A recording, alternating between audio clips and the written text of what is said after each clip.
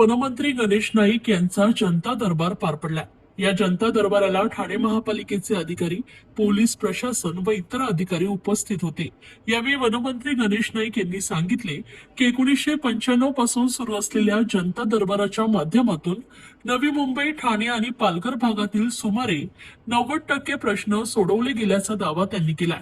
जनतेच्या समाधानासाठी जनता दरबार भरवला जातो असंही बोललेत। गोरेगाव ड्रग्ज प्रकरणावर बोलताना त्यांनी पोलीस यंत्रणा सक्रिय असल्याचं सांगत गुन्ह्याचा तपास सुरू असल्याचं स्पष्ट केलंय।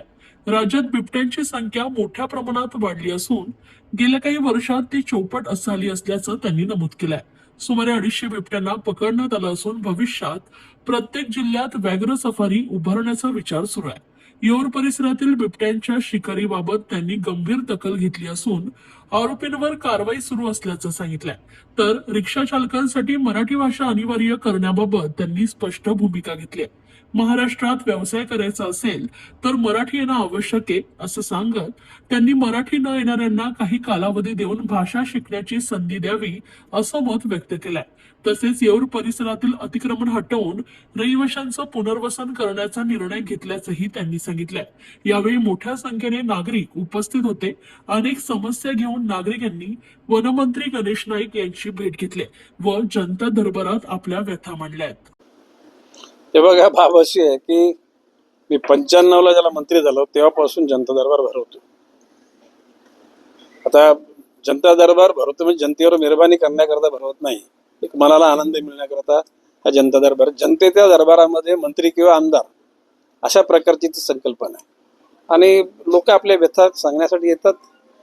ज्या लोकांचे प्रयत्न करून करून सुद्धा प्रयत्न अपुरे पडतात ते लोक जनता दरबारात, एरवी इझी सुटणारा प्रश्न घेऊन कोण जनता दरबारात येत नाही। त्यातलं जर ॲव्हरेज काढले तर 90% प्रश्न सुटलेले आहेत, 10% काही डिस्प्युटेड आहेत, काही कोर्टाच्या कक्षेत आहेत किंवा काही क्रिटिकलच आहेत। आता कोणाला फॉरेस्टची जागा पाहिजे, फॉरेस्टची जागा नाही मिळत, म्हणजे एकच डिपार्टमेंट आहे का त्या जागा कोणी घेऊ शकत नाही, घेतल्या असतील तर त्या परत द्याव्या लागतात। एरवी सगळ्या गोष्टी सुटतात आणि अधिकारी वर्ग सुद्धा सतर्क आहे। म्हणजे माझ्या दृष्टिकोनातून अधिकारी वर्गाला जर चांगल्या प्रकारे अप्रोच तुम्ही जर झालात तर अधिकारी वर्ग सुद्धा मदत करतो, परंतु पुटअप जर प्रॉपर नसेल तर त्या ठिकाणी अधिकारी वर्ग तरी काय करणार। एक साधारणपणे 7-8 वर्षापूर्वी जी बिबट्याची संख्या त्याच्या चौपट वाढलेली, प्रामुख्याने आपल्या पश्चिम महाराष्ट्राच्या जो पुणे जिल्हा याच्यामध्ये जुन्नर, आंबेगाव, शिरूर आणि अहिल्यानगर मध्ये सुद्धा मोठ्या प्रमाणात बिबट्यांचं प्रमाण वाढलेलं आहे। आता नाशिकमध्ये सुद्धा बिबटे आलेले आहेत आणि त्याकरता यंत्रणा सक्रिय आहे।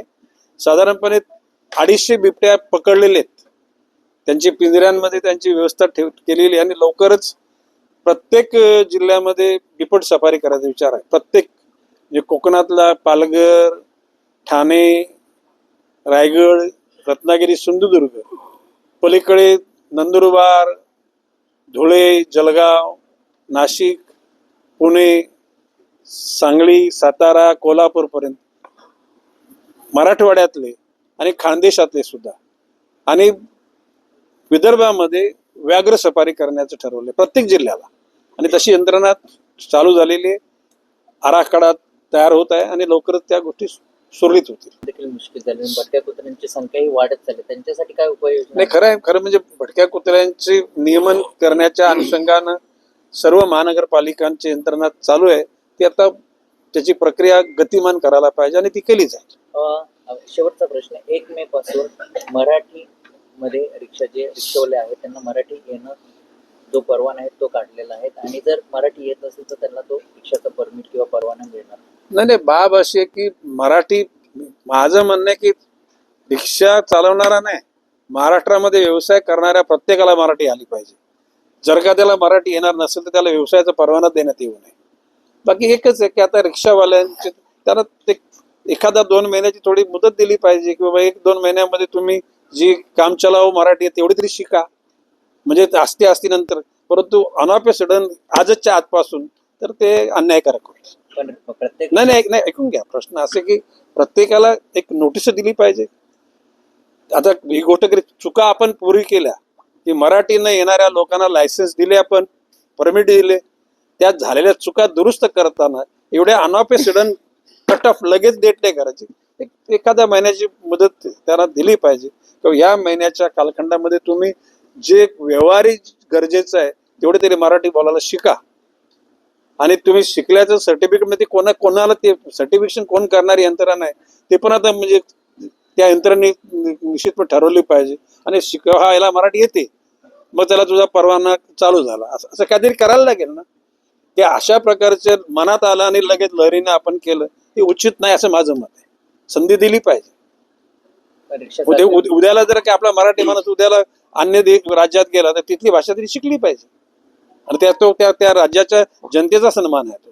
आणि म्हणून महाराष्ट्रामध्ये माझं म्हणणे की आमच्या नवी मुंबई महापालिकेत आम्ही इंग्रजी माध्यम सुरू केलं, परंतु सगळ्या शाळांना मराठी सक्तीची केलेली आहे. खाजगी शाळांना सुद्धा ज्या शाळांमध्ये मराठी विषय नसेल त्या शाळांचे आमच्या शहरामध्ये असलेलं जे अस्तित्व आहे ते अडचणीत निश्चितपणे येईल.